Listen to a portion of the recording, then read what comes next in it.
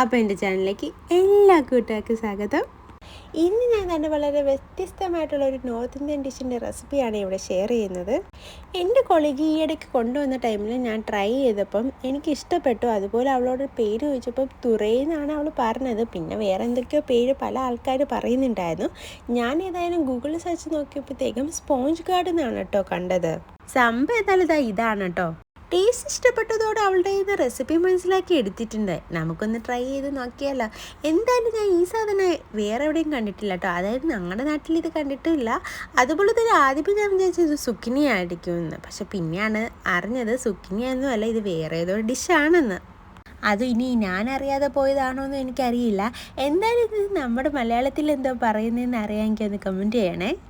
ഞാൻ താണ്ടി ഇത് ആദ്യമേ തന്നെ പീൽ ഓഫ് ചെയ്ത് കളയുന്നുണ്ട്.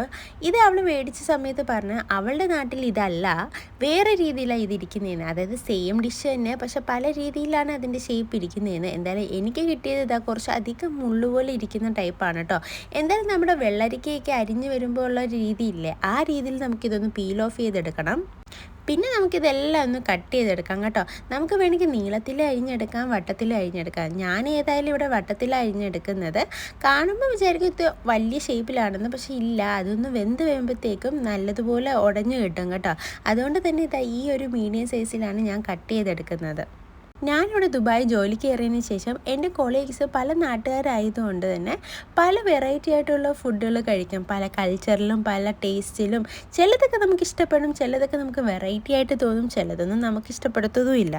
എന്നാൽ ഇഷ്ടപ്പെടുന്ന ഫുഡിൻ്റെയൊക്കെ റെസിപ്പി ഞാൻ മനസ്സിലാക്കിയിട്ട് ഞാനതൊന്ന് ട്രൈ ചെയ്ത് നോക്കാറുണ്ട് കേട്ടോ. അപ്പം നമുക്ക് അത് അരിഞ്ഞതിന് ശേഷം നമുക്കൊരു സവാള വേണം. പിന്നെ ജിഞ്ചർ ഗാർലിക് പേസ്റ്റാണ്. പിന്നെ പച്ചമുളക് ഞാൻ ഇവിടെ എടുത്തേക്കുന്നത് 2 എണ്ണമാണ്. അത് എരിവിനനുസരിച്ചിട്ടാണ് കേട്ടോ. നിങ്ങൾ എടുക്കുന്ന പച്ചമുളകിന് എരിവ് കൂടുതലാണെങ്കിൽ ക്വാണ്ടിറ്റി കുറച്ചെടുക്കുക, അല്ലാന്നുണ്ടെങ്കിൽ ക്വാണ്ടിറ്റി കൂടുതലെടുക്കുക. പിന്നെ നമുക്ക് വേണ്ടത് 2 തക്കാളിയാണ്. അതായത് ഈ ടൊമാറ്റോ പേസ്റ്റിൻ്റെ ടേസ്റ്റ് വരാൻ വേണ്ടിയിട്ട് 2 തക്കാളി മുഴുവനായിട്ട് ഞാൻ എടുക്കുന്നുണ്ട് കേട്ടോ. പിന്നെ നമുക്കൊരു പാൻ ചൂടാക്കി അതിലേക്ക് കുറച്ച് എണ്ണ ഒന്ന് സ്പ്രെഡ് ചെയ്ത് കൊടുക്കാവേ. അതിലേക്ക് നമുക്ക് 1 ടീസ്പൂൺ ചെറിയ ജീരകമാണ് കേട്ടോ വേണ്ടത്. പിന്നെ നമുക്ക് അതിലേക്ക് ജിഞ്ചർ ഗാർലിക് പേസ്റ്റ് ഇട്ട് കൊടുക്കാം. അപ്പം പിന്നെയും ഞാൻ പറയുകയാണെങ്കിൽ എനിക്ക് ജിഞ്ചർ ഗാർലിക്കിൻ്റെ ടേസ്റ്റ് ഭയങ്കര ഇഷ്ടമായതുകൊണ്ട് തന്നെ ഞാൻ അത്യാവശ്യം കുറച്ച് പൊടിക്കൊന്ന് കൂടി ഇട്ട് കൊടുക്കുന്നുണ്ട്. പിന്നെ ഇത് നന്നായിട്ടൊന്ന് മൂത്ത് വരുമ്പോഴത്തേക്കും നമുക്ക് അരിഞ്ഞു വെച്ചേക്കുന്ന സവാള ഇട്ട് കൊടുക്കാം കേട്ടോ. കൂടെ തന്നെ നമ്മൾ അരിഞ്ഞു വെച്ചേക്കുന്ന പച്ചമുളകും കൂടെ ഇട്ടിട്ട് നന്നായിട്ട് നമുക്കൊന്ന് വഴിച്ചെടുക്കണം. പിന്നെ എല്ലാവർക്കും അറിയാവുന്നത് പോലെ അറിയാത്തവർക്കായിട്ട് നമുക്ക് ലേശം ഉപ്പും കൂടി ആഡ് ചെയ്തിട്ട് നന്നായിട്ട് ഒന്ന് വഴിച്ചെടുക്കണേ. അപ്പോൾ ഉപ്പ് ആഡ് ചെയ്യുമ്പോൾ നമ്മുടെ സവാള പെട്ടെന്നൊന്ന് വാടി കിട്ടും കേട്ടോ. നന്നായിട്ട് വഴഞ്ഞ് വരുമ്പോഴത്തേക്കും നമുക്കതിലേക്ക് 1/2 ടീസ്പൂൺ മഞ്ഞൾപ്പൊടിയാണ് കേട്ടോ ചേർത്ത് കൊടുക്കേണ്ടത്. മഞ്ഞൾപ്പൊടി ചേർത്ത് കൊടുത്തിട്ട് നമുക്ക് ബാക്കിയുള്ള മസാലകളും കൂടെ ആഡ് ചെയ്ത് കൊടുക്കാം. 1 ടേബിൾ സ്പൂൺ ചില്ലി പൗഡറും 1 ടേബിൾ സ്പൂൺ മല്ലിപ്പൊടിയും അതോടൊപ്പം 1 ടേബിൾ സ്പൂൺ മസാലപ്പൊടിയും കൂടി ഞാൻ ചേർത്ത് കൊടുക്കണേ. മസാല എന്ന് പറയുന്നത് ഗരം മസാല, അത് നമ്മൾ വീട്ടിൽ തന്നെ പൊടിച്ചെടുത്ത മസാലപ്പൊടിയാണ് കേട്ടോ.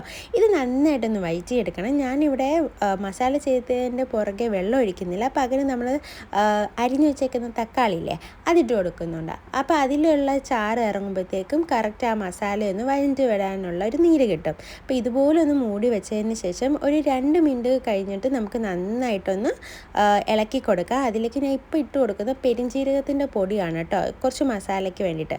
ഇതൊന്ന് മൂടി വെച്ച് ആവി വരുമ്പോഴത്തേക്കും നന്നായിട്ട് ആ മസാല ഒന്ന് വരണ്ട് വന്നിട്ടുണ്ട് കേട്ടോ. അതിലേക്ക് നമുക്ക് നമ്മുടെ സ്പോഞ്ച് ഗാർഡ് ഇട്ട് കൊടുക്കാം.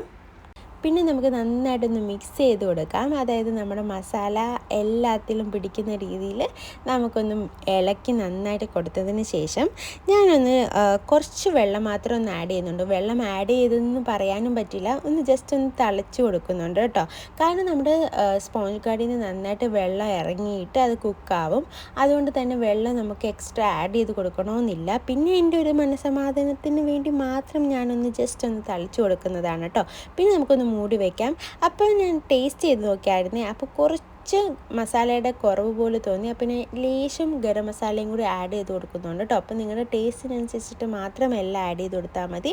പിന്നെ ഞാൻ മൂടി വെച്ചതിന് ശേഷം നല്ല അടിപൊളിയായിട്ട് കുക്കായിട്ട് വന്നിട്ടുണ്ട്. ദാണ്ട് വെള്ളം എല്ലാം ഇറങ്ങിയിട്ട് അത് നന്നായിട്ട് കുക്കായി വന്നിട്ടുണ്ട്.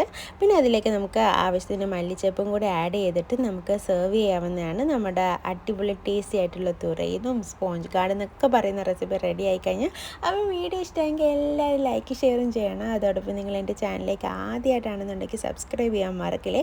ഇത് നമുക്ക് നല്ല അടിപൊളി ചൂടുള്ള ചപ്പാത്തിയുടെ കൂടെ റൊട്ടിയുടെ കൂടെ ഒക്കെ സെർവ് ചെയ്യാവുന്നതാണ്. അപ്പോൾ ഓക്കെ, ബൈ ടാറ്റാ.